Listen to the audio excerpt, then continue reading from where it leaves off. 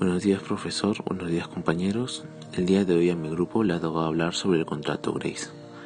A fines de 1886, Michael Paul Grace, en nombre del Comité Inglés de Tenedores de Bonos de la Deuda Externa del Perú, presentó al gobierno de Andrés Avelino Cáceres el proyecto de un convenio para cancelar la deuda externa. Mediante la entrega de los ferrocarriles y el guano, el gobierno sometió la propuesta a la aprobación del Congreso de la República. La propuesta del contrato Grace produjo en el Parlamento y en los diarios discusiones tan apasionadas, polémicas y tan agrias como las que había provocado el contrato Dreyfus. El 19 de febrero de 1887, y luego de realizar los estudios y consultas necesarias, el gobierno del Perú expidió una resolución suprema donde se aceptaba la propuesta del contrato Grace. La resolución fue firmada por el presidente Andrés Avelino Cáceres y su ministro, el Manuel Irigoyen. El contrato Grace se firmó el 25 de octubre de 1888 entre el gobierno peruano y el Comité Inglés de Tenedores de Bonos de la Deuda Externa del Perú. Contexto. Iniciado el proceso de reconstrucción nacional, el Perú se vio frente a una cuantiosa deuda externa proveniente de los empréstitos de 1869, 1870 y 1872, que llegaba a la enorme suma de 51 millones de libras esterlinas, lo cual resultaba imposible de pagar, pues equivalían varias veces el presupuesto de la República. Los acreedores amenazaron con requisar al Perú sus exportaciones, si es que el gobierno no se avenía a transar un acuerdo. Situación económica. La economía peruana había quedado muy debilitada por el conflicto. Chile se había anexionado territorios ricos en recursos naturales y las principales industrias peruanas habían sido destruidas. Las autoridades trataron de mejorar la situación mediante la exportación de materias primas, especialmente azúcar, caucho y algodón. Igualmente, carbón y petróleo al exterior. Hasta esa fecha, el producto estrella y casi único era el guano. Durante más de 40 años, había sostenido las finanzas públicas, aunque antes de la guerra empezó a dar señales de debilidad en el comercio internacional. Los opositores al contrato Grace argumentaban de que Chile tendría que pagar toda la deuda ya que nos quitó todo el salitre. No obstante, en el contrato de Ancón, Perú firmó el contrato donde Chile solo le dará el 50% de las ganancias. Con esos ingresos no alcanzaría para poder pagar la deuda y aumentarían los intereses.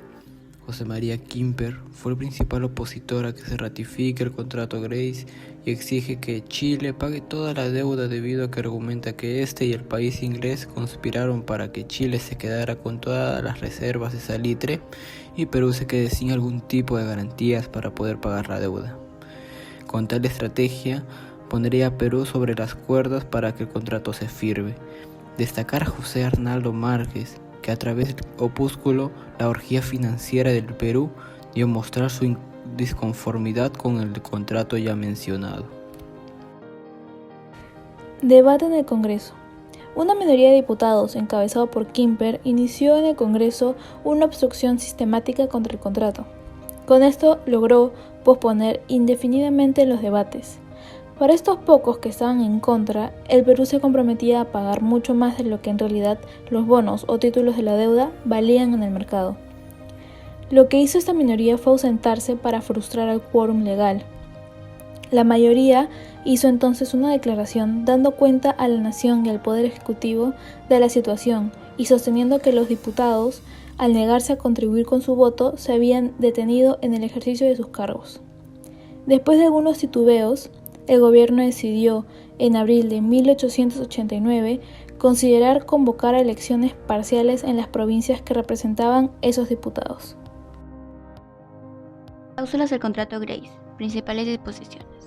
El Comité Inglés de Tenedores de Bonos de la Deuda Externa liberaba al Perú del pago de toda su deuda. El Perú, en compensación, cedía al Comité de Tenedores de Bonos por 66 años todos los ferrocarriles del Estado. Los tenedores de bonos se responsabilizaban en reparar y poner en funcionamiento todos los ferrocarriles materia del contrato. El Perú cedía a los tenedores de bonos del guano existente en el territorio nacional hasta la cantidad de 3 millones de toneladas. El Perú otorgaba a los tenedores de bono el derecho de libre navegación en el lago Titicaca siempre y cuando llevaran bandera peruana. El gobierno del Perú entregaría al comité de tenedores 33 anualidades de 80.000 libras esterlinas cada una. El comité de tenedores comprometía a constituir una compañía en Londres que los represente en sus obligaciones y derechos. En mayo de 1890 se constituyó la Peruvian Corporation para la explotación de los ferrocarriles nacionales. Ferrocarriles del Estado que el Perú cedía al comité de tenedores de bonos por 66 años. Ferrocarril de Mollendo a Arequipa. Ferrocarril de Arequipa a Puno. Ferrocarril de Juliaca a Santa Rosa. Ferrocarril de Pisco a Ica. Ferrocarril de Lima a Ancón. Ferrocarril de Chimbote a Suchimán. Ferrocarril de Pacasmayo a Yonán y Guadalupe. Ferrocarril de Salaberry a Trujillo y a Socpe. Ferrocarril de Paita a Piura. Ventajas y desventajas. La ventaja notoria que logró el Perú con la firma de este contrato fue la anulación de su cuantiosa deuda externa, que con intereses llegaba a una enorme suma que en esos momentos resultaba imposible pagar. Otra de las ventajas fue la recuperación del crédito externo y el prestigio nacional, que era entonces de suma prioridad para llevar adelante el proceso de reconstrucción nacional. La desventaja más notoria fue la entrega de toda la red ferroviaria pública a las manos de la compañía extranjera, primero británica y luego norteamericana. Aquellas vías eran entonces de vital importancia, pues eran las únicas que conectaban la costa con el interior del país y sus más importantes centros mineros. Prácticamente quedó pues bajo control extranjero la mayor parte de los recursos del país. Otra desventaja fue que Peru Corporation no cumplió a cabalidad su compromiso de ampliar la red ferroviaria, ya que dejó en abandono muchas líneas. Asimismo, siguiendo en el rubro de las desventajas, el presidente Guillermo Billinghurst, en un mensaje al Congreso fechado en 1913, aportó cifras reveladoras.